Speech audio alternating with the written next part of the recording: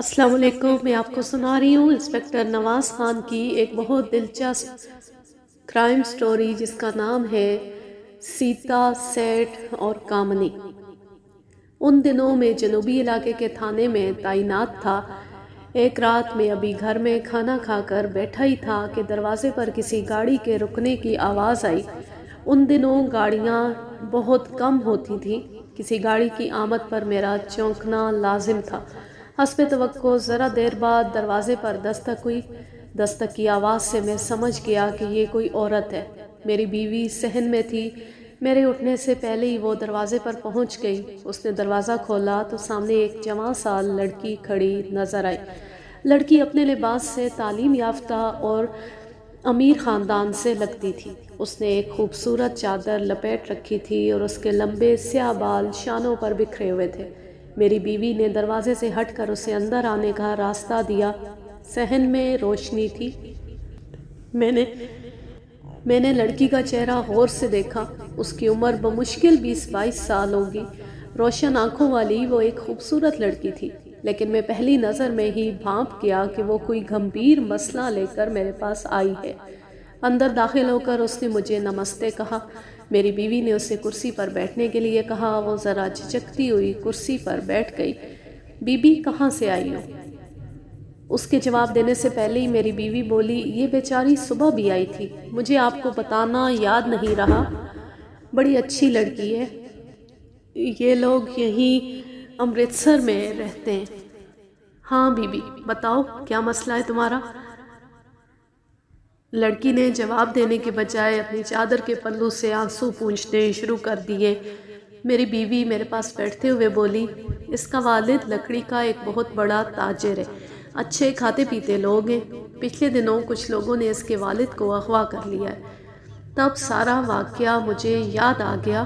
قریباً 10 روز پہلے امرتسر کا ایک معروف کاروباری شخص کنہیا لال اغوا ہو گیا تھا.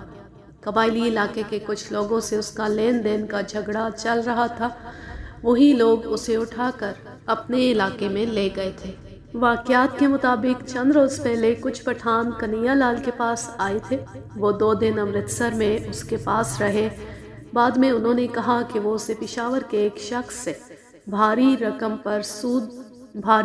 سود پر لے کر دے سکتے ہیں. کاروبار کی حالت ٹھیک کرنے کے لیے کنہیا لال کو رقم کی اشد ضرورت تھی. وہ ان کے چکمے میں آ گیا. یوں وہ لوگ اسے ورغلا کر لے گئے. کنہیا لال کے مینیجر نے تھانے میں جو ابتدائی رپورٹ درج کروائی تھی اس میں 3 افراد گلریز خان، حبیب گل اور خناب گل کے نام درج کرائے گئے تھے. رپورٹ میں کہا گیا تھا کہ یہ لوگ کنہیا لال کو اس کی گاڑی اور ڈرائیور سمیت اغوا کر کے لے گئے ہیں. 5ویں روز کنہیا لال کا ڈرائیور واپس امرتسر آ گیا تھا. اس نے بتایا کہ سیٹھ صاحب کو وہ لوگ قبائلی علاقے میں لے گئے ہیں. پہلے انہیں پشاور سے آگے کوہاٹ لے جایا گیا تھا. وہاں ایک دن رکھنے کے بعد وہ لوگوں نے براستہ سڑک کرم ایجنسی میں لے گئے. وہاں پہنچ کر ڈرائیور کو چھوڑ دیا گیا تاکہ وہ واپس پہنچ کر کنہیا لال کے لواحقین کو اطلاع دے سکے.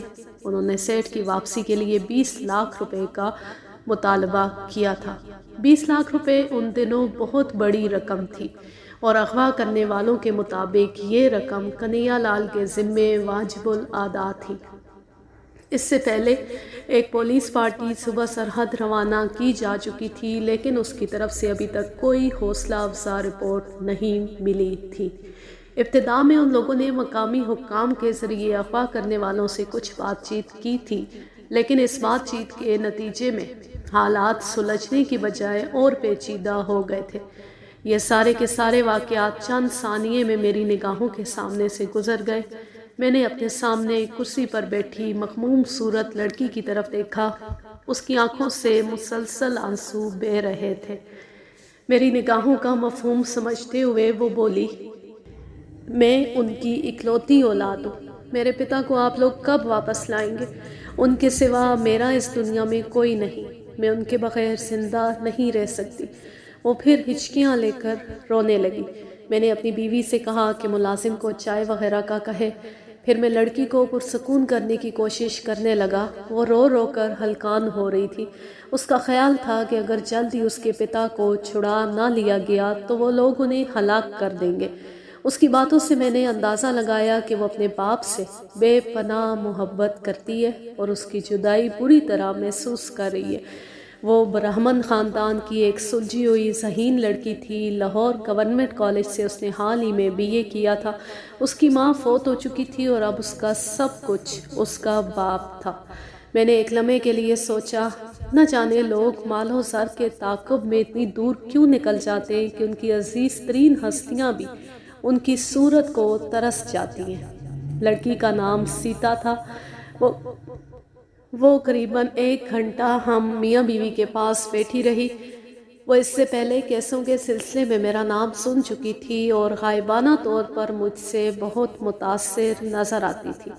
اس کی باتوں سے اندازہ ہوتا تھا جیسے وہ مجھے کوئی جناتی قسم کی چیز سمجھ رہی ہے کہ ادھر میں نے اس کی مدد کی حامی بھری اور ادھر اس کا باپ دشمنوں کے چنگل سے آزاد ہو کر اس کے سامنے موجود ہوا۔ وہ بار بار کہہ رہی تھی، اگر مجھے کسی پر بھروسہ ہے تو وہ آپ ہے، صرف اور صرف آپ ہی میرے پتا کو واپس لا سکتے ہیں۔ نہ جانے کس نے اس کے ذہن میں یہ بات بٹھا دی تھی۔ بہرحال میری اتنی ہمت نہیں پڑ رہی تھی کہ میں اس کے معصومانہ اعتبار کو ٹھیس پہنچا سکتا۔ یوں بھی یہ میرے علاقے کا کیس تھا۔ میں نے اس سے وعدہ کیا کہ میں اس کے والد کی برآمدگی کی پوری کوشش کروں گا۔ اگلا دن میں نے ابتدائی تیاری میں گزارا۔ میں نے ایک تفتیشی پارٹی لے کر خود صبح سرحد جانے کا پروگرام بنا لیا تھا۔ میرا مخبر بلال شاہ اس کیس میں خاصی سرگرمی کا مظاہرہ کر رہا تھا۔ اس کی غیر معمولی دلچسپی میرے لیے حیرت کا باعث تھی، لیکن جلدی مجھے پتہ چل گیا کہ دراصل بلال شاہ سیتا اور اس کے پتا کو اچھی طرح جانتا ہے۔ وہ کسی وقت سیٹھ کنہیا لال کے لیے کام کرتا رہا تھا۔ اس کی اس قسم کی حرکتوں کا مجھے علم تھا۔ وہ پارٹ ٹائم ریکوری مینیجر کا کام بھی کرتا تھا۔ کسی نہ کسی کاروباری شخص کے ساتھ منسلک ہو کر وہ ادھار وغیرہ کی قسطیں وصول کرتا تھا۔ اس کام کے عوض کبھی اسے کچھ پیسے مل جاتے تھے اور کبھی صرف لڑائی جھگڑا ہی حصے میں آتا تھا۔ دراصل اسی نے سیتا کو میرے بارے میں بتایا تھا اور اسے یہاں بھیجا تھا۔ اگلے دن میں تفتیشی پارٹی کے ساتھ بذریعہ ٹرین پشاور روانہ ہوا۔ پشاور سے بس کے ذریعے ہم کوہاٹ پہنچے۔ پہلے آنے والی تفتیشی پارٹی کا انچارج انسپکٹر شجاع تھا۔ انسپکٹر شجاع کی کارکردگی خاصی ناقص رہی تھی۔ پچھلے 4-5 دن سے یہ لوگ سیر سپاٹے اور تاش کھیلنے میں مصروف تھے۔ اگلے دن میں تفتیشی پارٹی کے ساتھ بذریعہ ٹرین پشاور روانہ ہوا۔ پشاور سے بس کے ذریعے ہم کوہاٹ پہنچے۔ پہلے آنے والی تفتیشی پارٹی کا انچارج انسپکٹر شجاع تھا۔ انسپکٹر شجاع کی کارکردگی خاصی ناقص رہی تھی۔ پچھلے 4-5 دن سے یہ لوگ سیر سپاٹے اور تاش کھیلنے میں مصروف تھے۔ میں کوہاٹ پہنچتے ہی مقامی حکام سے ملا۔ کوئی 1 گھنٹے کے تبادلہ خیال اور دوپہر کے کھانے کے بعد ہم ٹل شہر روانہ ہو گئے۔ ٹل میں اگلے روز دوپہر تک بھاگ دوڑ جاری رہی۔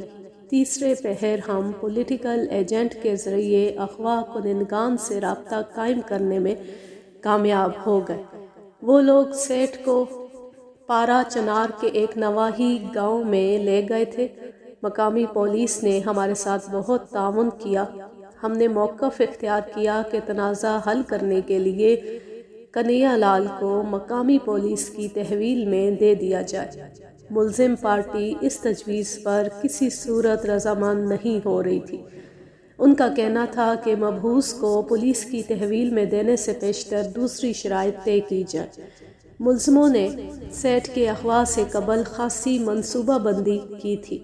انہوں نے اپنے بال بچوں کو محفوظ مقام پر منتقل کر لیا تھا۔ اس کے علاوہ انہوں نے اپنے دفاع کا بھی معقول انتظام کر رکھا تھا۔ دراصل سیٹھ کنہیا لال کے ذمے جو رقم تھی اس میں کئی افراد شریک تھے۔ اغوا کے بڑے 3 ملزموں کا سیٹھ سے براہ راست تعلق تھا۔ یہ تینوں افراد نہ صرف خود ادھار پر بہت سی لکڑی کنہیا لال کو دے چکے تھے، بلکہ کئی دوسرے لوگوں کی رقم بھی اس کام میں پھنسوا چکے تھے۔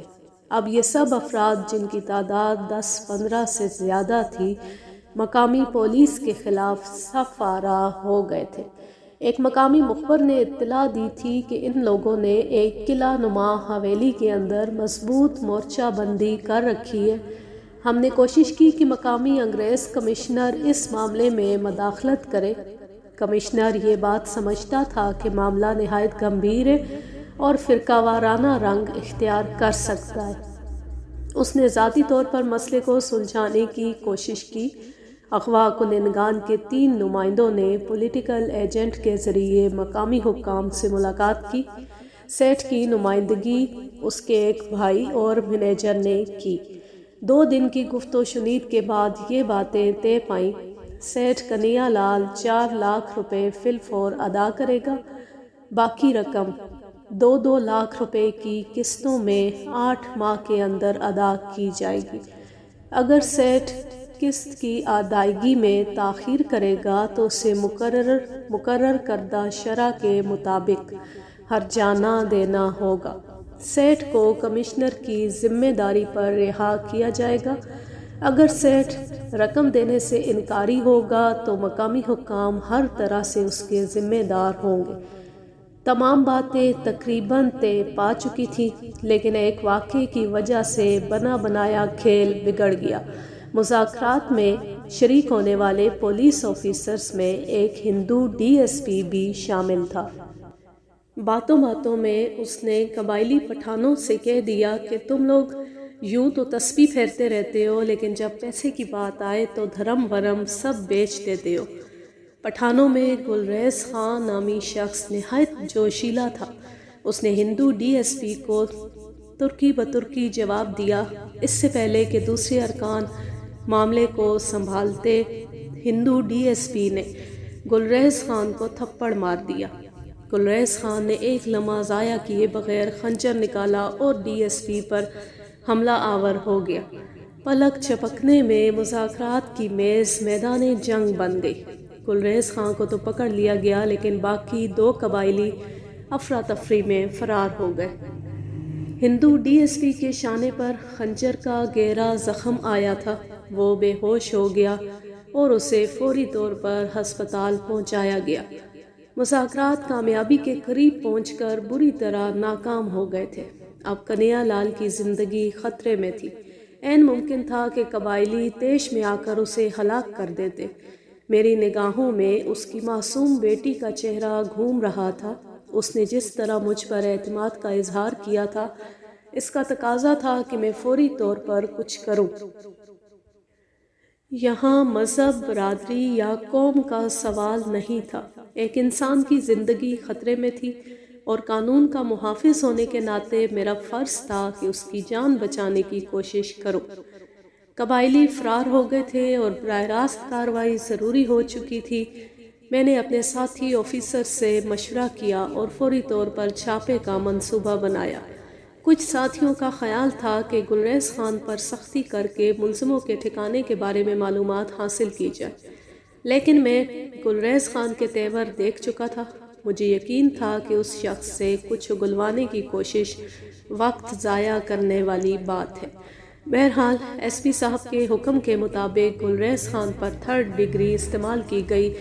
2 گھنٹے میں وہ 3 دفعہ بے ہوش ہوا، لیکن اس نے ہندو ڈی ایس پی کو گالیاں دینے کے سوا زبان سے ایک لفظ نہیں نکالا۔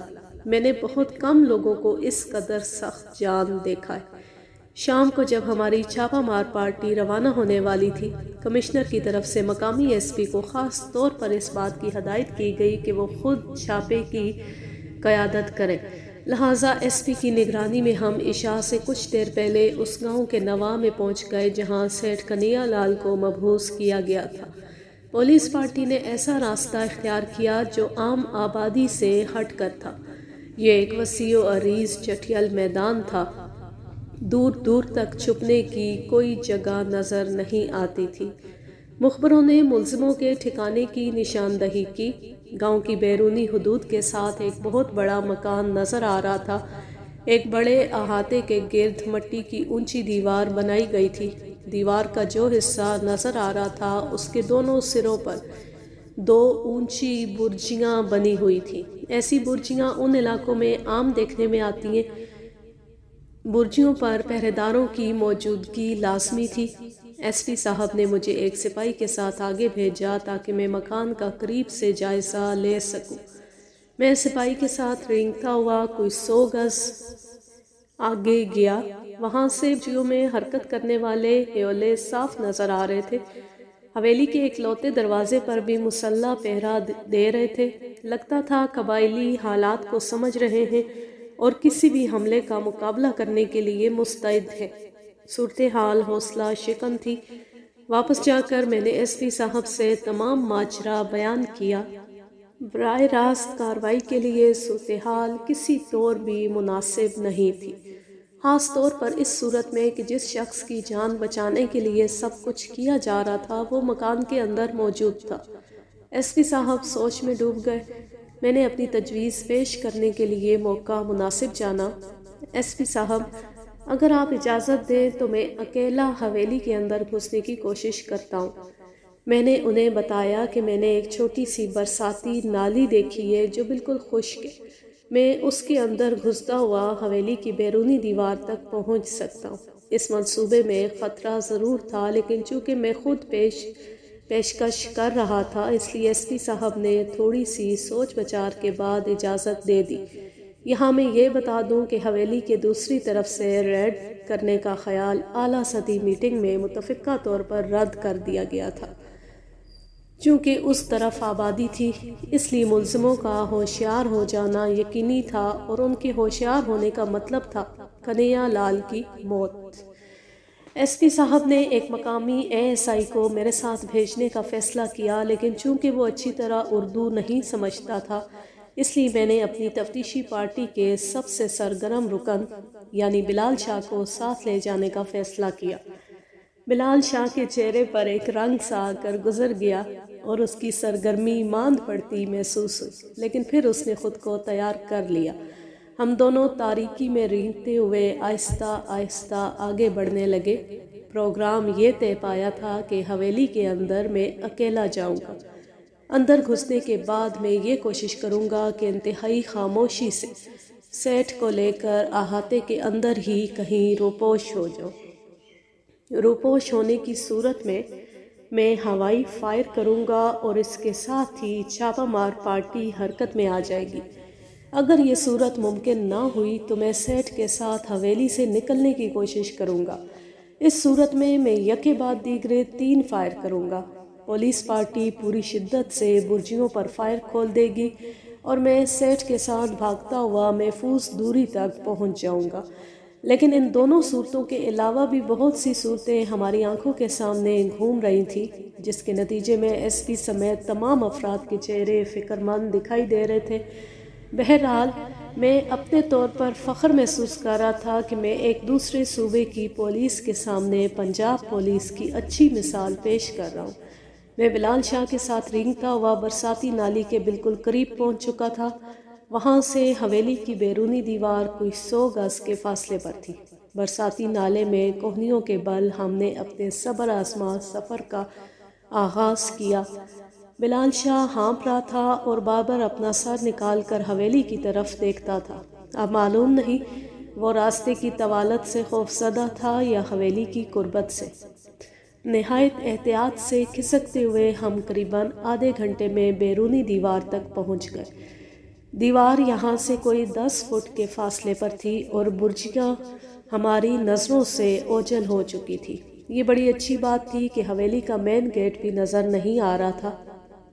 میں نے بلال شاہ کا ہاتھ دبایا اور اٹھ کھڑا ہوا۔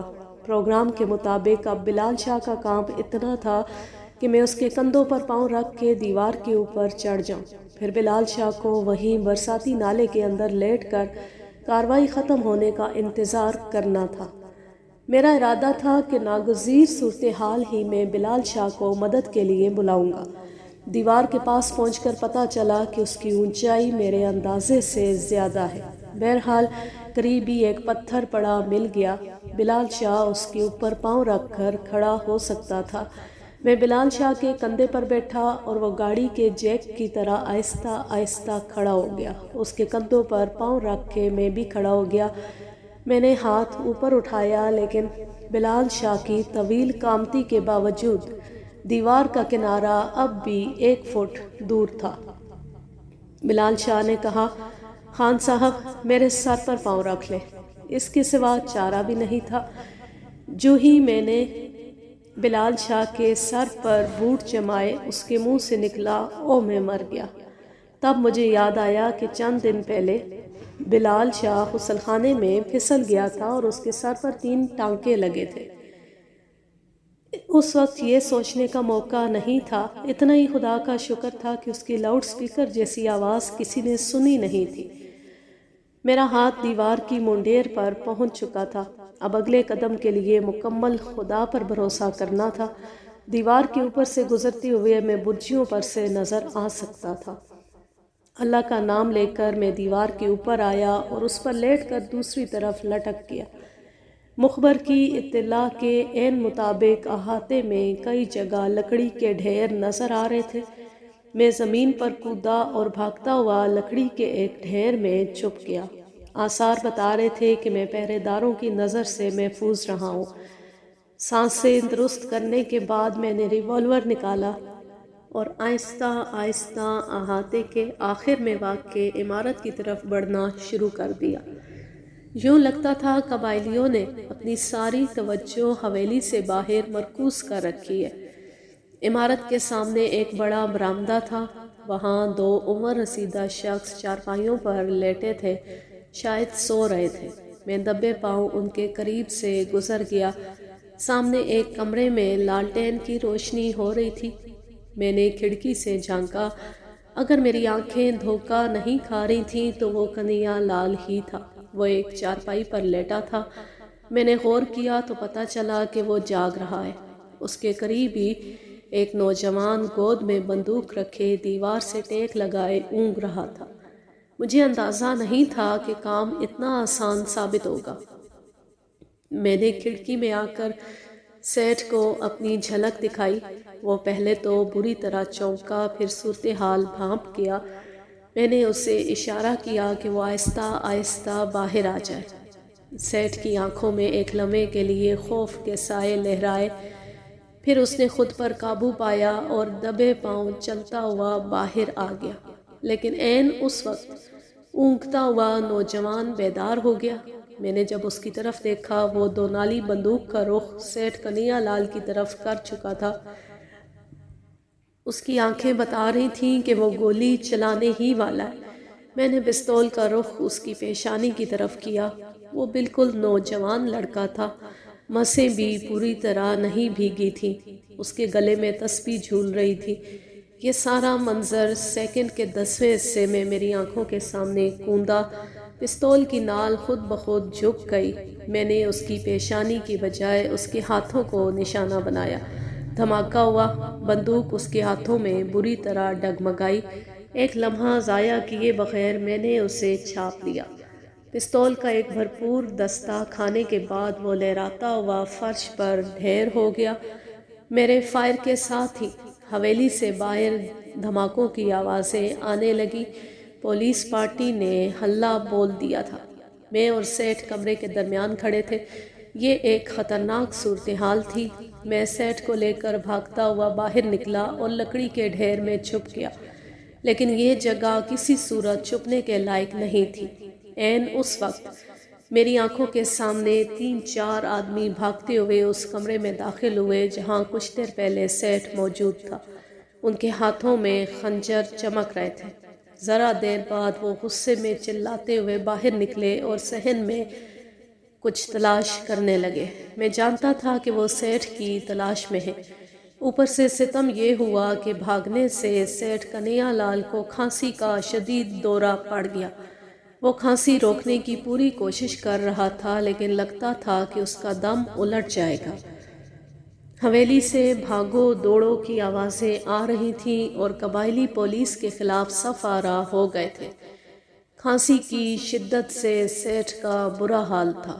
عین اس وقت جب صحن میں سیٹھ کو تلاش کرنے والے ہمارے بالکل نزدیک پہنچ چکے تھے، حویلی سے باہر دستی بموں کے 2 دھماکے ہوئے اور پولیس دندناتی ہوئی بڑے دروازے سے اندر داخل ہو گئی۔ سیٹھ کو چھڑا لیا گیا۔ گلریز خان کے علاوہ حبیب گل، خناب گل وغیرہ کو بھی گرفتار کر لیا گیا۔ سیتا کو اس کا پتا مل گیا۔ اب دیوانی و فوجداری کا ایک طویل چکر تھا اور اس کے بعد کوئی فیصلہ ہونا تھا۔ ایک لحاظ سے یہ کیس ختم ہو چکا تھا، لیکن میرے نزدیک کیس ابھی ختم نہیں ہوا تھا۔ جیسا کہ میں پہلے بتا چکا ہوں کہ کچھ عرصہ پہلے بلال شاہ سیٹھ کنہیا لال کے لیے رقم کی وصولی کا کام کر چکا تھا۔ وہ سیٹھ کے بارے میں بہت سی اندرونی باتیں جانتا تھا۔ اس نے سیٹھ کا جو نقشہ میری آنکھوں کے سامنے کھینچا تھا وہ مجھے کچھ سوچنے پر مجبور کر رہا تھا۔ بلال شاہ کے مطابق سیٹھ کاروباری ذہن کا ایک دیانتدار آدمی تھا۔ یوں بھی کچھ عرصہ پہلے تک اسے کوئی بری عادت نہیں تھی۔ خرچہ نام کو تھا، آمدن بے شمار، جو کماتا تھا وہ بینک بیلنس کا حصہ بن جاتا تھا۔ بلال شاہ کے مطابق ظاہراً اسے کاروبار میں کسی قسم کا نقصان بھی نہیں ہوا تھا۔ پھر کیا بات تھی جو وہ اتنا مقروض ہو گیا تھا؟ بلال شاہ کا خیال تھا کہ اس قرضے کے پیچھے کوئی ایسا راز ہے جس سے صرف سیٹھ اور اس کی بیٹی ہی واقف ہے۔ میں نے بعد کی ملاقاتوں میں سیتا کو کریدنے کی بہت کوشش کی، لیکن کچھ پتہ نہ چل سکا۔ آخر ایک روز میں نے لڑکی سے کھل کر بات کی۔ دیکھو سیتا، تم کہتی ہو کہ میں آپ کی بہت عزت کرتی ہوں اور تہہ دل سے آپ کی احسان مند ہوں، لیکن تم ابھی تک مجھے اصل بات بتانے سے گریز کر رہی ہو۔ تم جانتی ہو کہ میں نے تمہارے پتا کی برآمدگی کے لیے کتنی محنت کی ہے۔ میں سمجھتا ہوں کہ میری تمام قربانی رائے گاں چلی جائے گی اگر میں اس بات کا کھوج نہ لگا سکا جس نے تمہارے پتا کو کروڑ پتی سے تقریباً دیوالیہ کر دیا ہے۔ جائیداد بک رہی ہے اور تم لوگوں کی مالی حالت دن بدن گرتی جا رہی ہے۔ تمہیں معلوم ہے تمہارے پتا جی بے تحاشا شراب پینے لگے ہیں۔ وہ پہلے ہی دل کے مریض ہیں۔ اگر صورتحال جوں کی توں رہی تو بہت جلد۔ لڑکی نے بے چین ہو کر میرے منہ پر ہاتھ رکھ دیا۔ میری جذباتی تقریر کا مقصد بھی یہی تھا۔ یہ میرے تھانے کا کیس تھا اور میں اس کی تمام گتھیاں سلجھانا چاہتا تھا۔ سیتا نے رونا شروع کر دیا تھا اور مجھے پتا تھا اب وہ 10 منٹ سے پہلے خاموش نہیں ہوگی۔ میں صوفے پر بیٹھا سگریٹ پیتا رہا۔ آخر وہ نارمل ہو گئی اور بولی، انسپکٹر صاحب، مجھے اس بات کا اعتراف ہے کہ پچھلے 1 سال میں پتا جی بہت تیزی سے تبدیل ہوئے۔ میں یہ بھی جانتی ہوں کہ وہ پریشان رہتے ہیں۔ ڈاکٹروں کے منع کرنے کے باوجود کثرت سے سگریٹ اور شراب پیتے، لیکن اپنی پوری کوشش کے باوجود میں انہیں سمجھانے میں ناکام رہی ہوں۔ ایک وقت تھا جب وہ میری زبان سے نکلی ہوئی بات کو پورا کرنے کے لیے ہزاروں روپیہ لوٹا دیتے تھے، لیکن اب وہ بات بات پر مجھے جھڑک دیتے۔ گھر میں بھی ان کی دلچسپی نہ ہونے کے برابر رہ گئی ہے۔ مجھے تو کچھ سمجھ نہیں آتی۔ سیتا اس طرح ظاہر کر رہی تھی جیسے وہ اپنے پتا کے بارے میں اس سے زیادہ اور کچھ نہیں جانتی، اور یہ بات کافی حد تک درست بھی تھی، لیکن میں اس کی آنکھوں میں شک کی ایک مبہم تحریر دیکھ چکا تھا اور میرا اندازہ تھا کہ کوئی نہ کوئی بات ایسی ضرور ہے جسے وہ چھپا رہی ہے۔ شاید خاندانی عزت اور وقار اس کے آڑے آ رہا ہے۔ وہ سمجھ رہی ہے کہ اس بات کے افشا سے اس کے پتا کی آن پر حرف آئے گا۔ سیتا کی شفاف آنکھوں میں ابھی آنسو موجود تھے اور میں سمجھ رہا تھا کہ لوہا ابھی ٹھنڈا نہیں ہوا۔ میں نے ایک آخری ضرب لگاتے ہوئے کہا، اچھا ٹھیک ہے سیتا، ایک لا تعلق آدمی سے تم اپنے گھریلو حالات چھپانے کا حق رکھتی ہو۔ مجھے افسوس رہے گا کہ میں تمہارے اور تمہارے پتا کے کام نہ آ سکا۔ تکلیف کی معافی چاہتا ہوں۔ اچھا، خدا حافظ۔ میں نے اپنی ٹوپی اٹھائی اور اٹھ کھڑا ہوا۔ مجھے یقین تھا کہ وہ روکے گی۔ میں دروازے کے قریب پہنچا تو اس کی آواز سنائی دی، سنیے انسپکٹر صاحب۔ اس کے چہرے پر شدید ہیجان کے آثار نظر آ رہے تھے۔ شاید کوئی فیصلہ نہیں کر پا رہی تھی۔ سیتا دیوی، میں تمہارا دشمن نہیں، خیر خواہ ہوں۔ اس نے مجھے بیٹھنے کے لیے کہا۔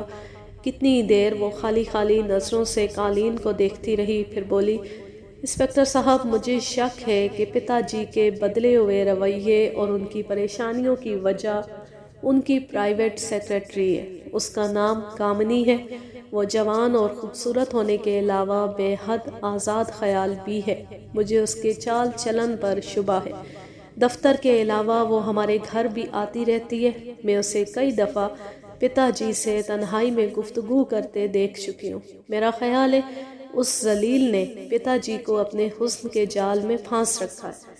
اس نے یہ سب کچھ ایک سانس میں اس طرح بتایا جیسے دل سے کوئی بڑا بوجھ اتار دیا ہو۔ میں کچھ دیر اس کے پاس بیٹھا رہا، اسے یقین دلایا کہ اگر وہ تعاون کرتی رہی تو بہت جلد ہم معاملے کی تہہ تک پہنچ جائیں گے۔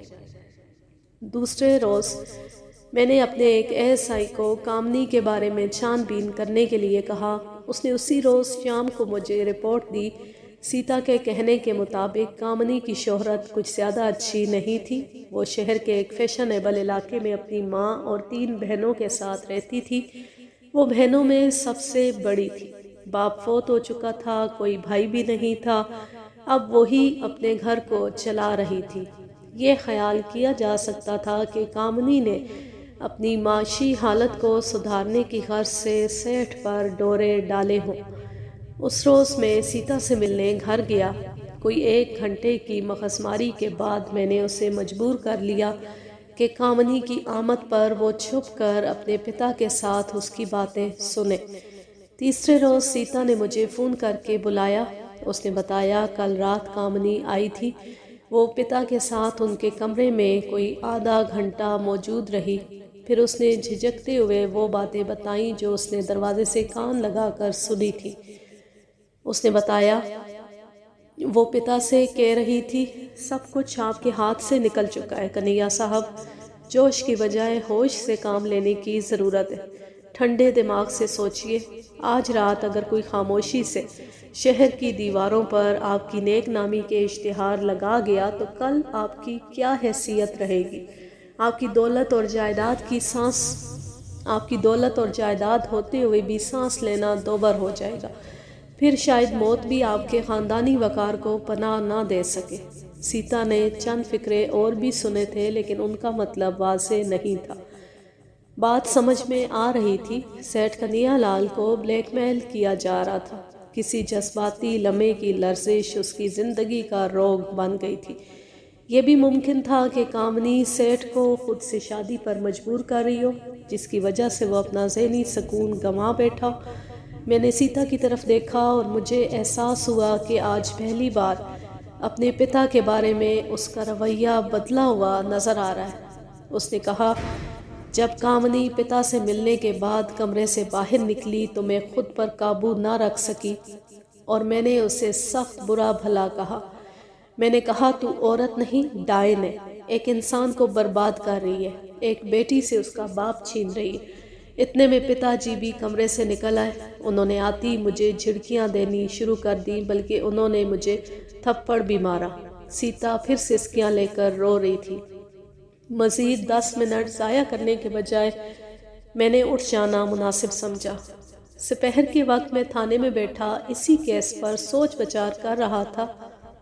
حالات اس بات کی گواہی دے رہے تھے کہ کامنی نامی یہ لڑکی سیٹھ کی کسی کمزوری سے فائدہ اٹھاتے ہوئے اسے بلیک میل کر رہی ہے، لیکن لڑکی پر ہاتھ ڈالنے سے پہلے یہ دیکھنا ضروری تھا کہ وہ اکیلی ہی یہ کھیل کھیل رہی ہے یا اس کے ساتھ کچھ اور لوگ بھی ہیں۔ میں سیتا سے کچھ اور معلومات بھی چاہتا تھا۔ میں نے اس کے گھر ٹیلی فون کیا۔ ایک نوکر نے بتایا کہ کل رات سیتا اور اس کے باپ میں پھر جھگڑا ہوا تھا اور وہ گھر چھوڑ کر اپنی نانی کے ہاں چلی گئی ہے۔ معاملہ گھمبیر ہوتا جا رہا تھا۔ میں نے فوری طور پر کچھ کرنے کا فیصلہ کیا۔ میں نے ایک ASI کو بھیجا اور وہ نہایت خاموشی سے کامنی کو تھانے لے آیا۔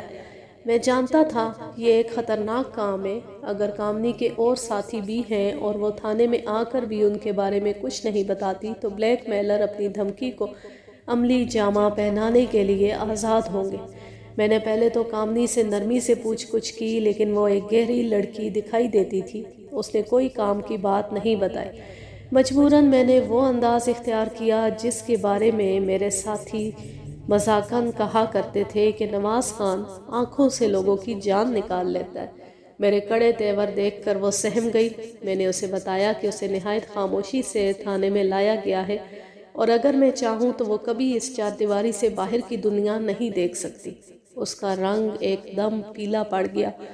میں اس قسم کی دھمکی دینا نہیں چاہتا تھا، لیکن فوری نتیجہ حاصل کرنے کے لیے یہ ضروری تھا۔ وہ بری طرح نروس ہو چکی تھی۔ چند منٹ میں اس نے سب کچھ بتا دیا۔ اس نے ایک بالکل نئی کہانی سنائی۔ اس کہانی سے سیٹھ کنہیا لال کی زندگی کے ایک بالکل دوسرے رخ پر روشنی پڑتی تھی۔ کامنی کے مطابق سیتا اپنے کالج کے زمانے میں ایک حادثے سے دوچار ہوئی تھی۔ وہ لاہور میں اپنی ایک ہندو سہیلی کے بھائی اور اس کے دوستوں کے ہاتھوں اپنی عزت گنوا بیٹھی تھی۔ یہ سب کچھ بڑے عجیب انداز سے ہوا تھا۔ سیتا اپنی سہیلی کے ہاں گئی، لیکن وہ وہاں موجود نہیں تھی۔ اس کا بھائی گھر میں تھا۔ اس نے سیتا کو انتظار کرنے کے لیے کہا اور کوئی نشہ آور مشروب پلا دیا۔ بعد ازاں اپنے دوستوں کے ہمراہ اس نے سیتا پر مجرمانہ حملے کیے۔ اس انسانیت سوز واقعے کی تصویریں کھینچی گئی۔ سیتا کی سہیلی بھی اس واقعے میں برابر کی شریک تھی۔ دراصل یہ لوگ نہایت خطرناک قسم کے بلیک میلر تھے۔ تصویریں حاصل کرنے کے بعد انہوں نے سیتا کے والد سے رابطہ قائم کیا۔ وہ جانتے تھے کہ کنہیا لال اپنی بیٹی کو جان سے زیادہ عزیز رکھتا ہے۔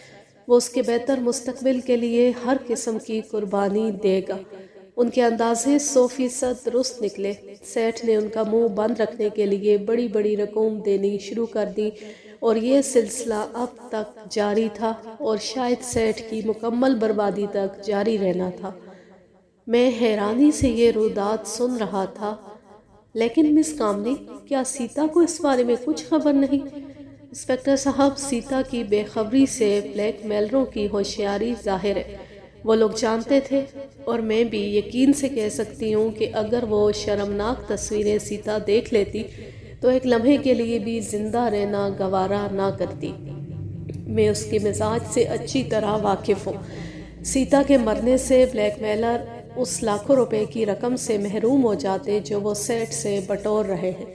انہوں نے سیٹھ صاحب کو سب کچھ بتا دیا ہے، لیکن ان کی بیٹی کو کچھ نہیں بتایا۔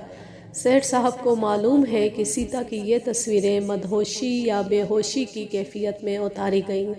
شاید اب سیتا کے ذہن میں اس واقعے کی دھندلی سی تصویر بھی موجود نہ ہو، لیکن اگر سیٹھ صاحب ان کے مطالبات ماننے سے انکار کریں گے تو ان کی خاندانی عزت کا جنازہ تو نکلے گا ہی، ان کی بیٹی بھی اپنی جان پر کھیل جائے گی۔ تمہارے علاوہ اور کس کس کو اس بارے میں معلوم ہے؟ اس معاملے میں صرف میں ہی ان کی رازدار ہوں، وہ بھی اس لیے کہ ان کی ہر قسم کی ڈاک کو پہلے میں کھولتی ہوں۔ انسپکٹر صاحب، سیٹھ صاحب فطری طور پر ایک شریف النفس آدمی ہے۔ وہ جس عذاب سے گزر رہے ہیں وہ صرف میں ہی جانتی ہوں۔ اسی لیے ان کی دلجوئی کے لیے میں ان کے پاس آتی جاتی رہتی تھی۔ میں انہیں اپنے پتا سمان سمجھتی ہوں۔ اس نئے موڑ کے بعد صورتحال کافی حد تک واضح ہو چکی تھی۔ میں نے سیٹھ کنہیا لال کو اعتماد میں لینے کا فیصلہ کیا۔ میں اس سے ملا۔ وہ اپنی عمر سے کہیں زیادہ بوڑھا نظر آ رہا تھا۔ ایک بار تو مجھے بھی اس پر ترس آ گیا۔ خاندانی وقار کو بچانے کے لیے اور بیٹی کے مستقبل کی خاطر وہ کس قدر مصائب برداشت کر رہا تھا۔ ایک طرف اسے قرض خواہ کھینچ رہے تھے اور دوسری طرف بلیک میلر۔ میں نے سیٹھ کو اس بات کا یقین دلایا کہ اس کی آن پر حرف نہیں آئے گا۔ جو باتیں راز ہیں وہ ہمیشہ راز رہیں گی۔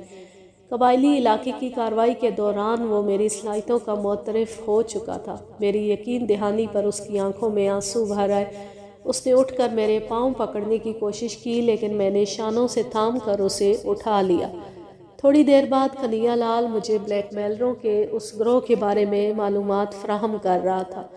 بلیک میلروں کا گروہ دراصل 4 دوستوں پر مشتمل تھا۔ ان کا سرغنہ ہائی کورٹ کے ایک ریٹائرڈ جج کا ناخلف بیٹا تھا۔ کچھ لوگوں کو انہوں نے بلیک میلنگ کے ذریعے بھی اپنے ساتھ شامل کر رکھا تھا۔ لاہور کی ہندو آبادی ماڈل ٹاؤن کے تھانے کے انچارج کے ساتھ مل کر میں نے ایک ہفتے تک سرگرمی سے چھان بین کی۔ بلیک میلروں کے گرد گھیرا مضبوط اور تنگ کرنے کے بعد ہم نے بھرپور کارروائی کا فیصلہ کیا۔ اگلے روز شہر کے مختلف حصوں سے 4 سرغنوں سمیت 28 افراد کو گرفتار کر لیا گیا۔ ان میں سے 8 افراد کو چھان بین کے بعد چھوڑ دیا گیا، جبکہ باقی 20 افراد کے خلاف چالان کی تیاری شروع کر دی گئی۔ بڑی سفارشیں آئیں، لیکن میں اعلیٰ افسروں کو پہلے ہی تیار کر چکا تھا۔ کوئی سفارش قبول نہیں کی گئی۔ میں نے سیٹ سے جو وعدہ کیا تھا اسے پورا کیا۔ سیتا کے معاملے کو بالکل حذف کر دیا گیا۔ یوں بھی ملزموں کے خلاف اتنا مواد اکٹھا ہو چکا تھا کہ وہ قرار واقعی سزا سے بچ نہیں سکتے تھے۔ کئی گمشدہ مقدموں کی فائلیں حرکت میں آ گئیں اور کئی حل طلب کیس اپنے انجام کو پہنچے۔ 4 بڑے مجرموں میں سے 2 قتل کے مرتکب بھی ہو چکے تھے۔ انہیں پھانسی کی سزا ہوئی، جبکہ 2 مجرموں کو عمر قید اور شاید 8 کو 10 سال قید ہوئی۔ اس کیس کے حوالے سے مجھے ایک واقعہ زندگی بھر نہیں بھولے گا۔ جس روز میں نے چھاپہ مارا اور ملزموں کو گرفتار کیا، اس سے اگلے روز میں مجرموں سے برآمد ہونے والی اشیاء کا معائنہ کر رہا تھا۔ ان میں ایک سفید لفافہ بھی تھا جس پر ماڈل ٹاؤن تھانے کے محرر نے لکھ رکھا تھا ایس کی تصویریں۔ میں نے اسے کہا تھا کہ باقی تمام تصویروں میں سے یہ تصویریں اور نیگیٹو علیحدہ لفافے میں ڈال دینا۔ یہ دراصل سیتا کی تصویریں تھیں۔ میں کسی کام سے اٹھ کر کمرے سے باہر آ گیا۔ جب 1 منٹ بعد واپس آیا تو سیتا کمرے میں بیٹھی تھی اور لفافہ اس کے ہاتھ میں تھا۔ مجھے اپنی غلطی کا احساس ہوا اور میں سر سے پاؤں تک لرز گیا، لیکن پھر میں نے محسوس کیا کہ لڑکی نے ابھی لفافہ کھولا نہیں۔ میں نے اپنی پریشانی ظاہر نہیں ہونے دی اور باتوں میں لگا کر لفافہ اس سے لے لیا۔ وہ کامنی کے بارے میں پوچھ رہی تھی۔ میں نے اس پوچھ تاچھ کے لیے پہلے سے تیاری کر رکھی تھی۔ جلد ہی میں اسے یہ باور کرانے میں کامیاب ہو گیا کہ کامنی کا اس معاملے میں کوئی ہاتھ نہیں ہے، اور یہ کہ اس کے پتا کو کچھ کاروباری پریشانیاں تھیں جو اب دور ہو گئی ہیں۔ میں نے اسے یقین دلایا کہ اس کے پرانے پتا اب اسے واپس مل جائیں گے۔ سیتا کے رخصت ہونے کے بعد میں اٹھا اور چلتا ہوا آتش دان کے قریب پہنچا۔ پھر میں نے بے پناہ نفرت سے لفافے کے ٹکڑے ٹکڑے کر کے آتش دان میں پھینک دیے۔ یوں یہ کہانی اپنے اختتام کو پہنچی۔ اب میں لیتی ہوں آپ سے اجازت۔ جا رہے خوش رہیں، شاد و آباد رہیں، ہنستے مسکراتے رہیں۔ اللہ حافظ، اللہ نگہبان۔